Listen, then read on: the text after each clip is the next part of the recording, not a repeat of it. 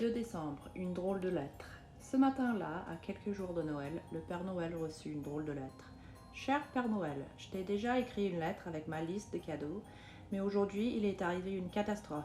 Ma petite sœur Camille a perdu son doudou Lapinou et le cherche partout. Elle est très triste.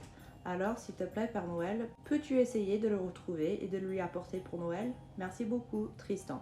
Au début, le Père Noël rouspéta un peu. Oh, ces enfants exagèrent. À cette époque de l'année, j'ai autre chose à faire que me jeter à la poursuite de doudous égarés. Mais ému par le chagrin de Camille, il n'hésitait pas longtemps. Il lança un grand avis de recherche de Lapinou et il envoya deux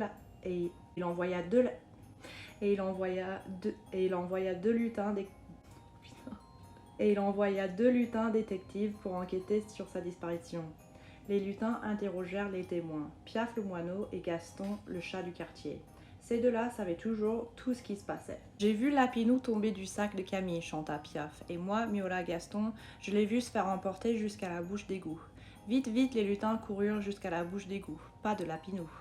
Saperlipopette, s'écrièrent les lutins, comment le retrouver maintenant? Heureusement, la lune avait lu l'avis de recherche du Père Noël. Elle appela les lutins. Lutin, j'ai vu le lapin que vous cherchez. Il voguait sur la rivière pas plus tard qu'hier. Vite, vite, les lutins coururent au bord de la rivière. Pas de Lapinou. Les lutins interrogèrent la rivière qui leur répondit « Oui, je me souviens de ce lapin.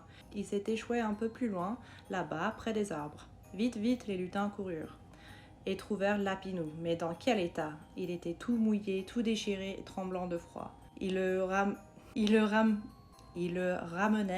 ramenèrent chez le Père Noël le soir de Noël.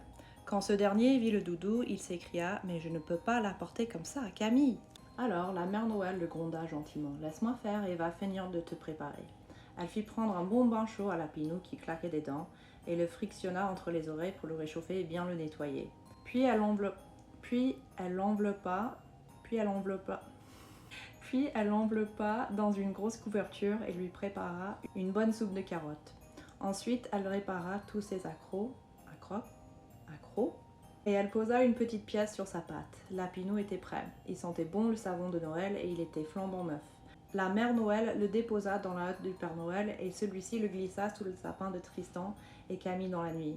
Quelques jours plus tard, le Père Noël reçut une nouvelle lettre. « Cher Père Noël, je te remercie de tous tes beaux cadeaux et pour avoir retrouvé le doudou de ma sœur. » Camille était très heureuse. Elle ne l'a plus quitté et l'a traîné dans toute la maison.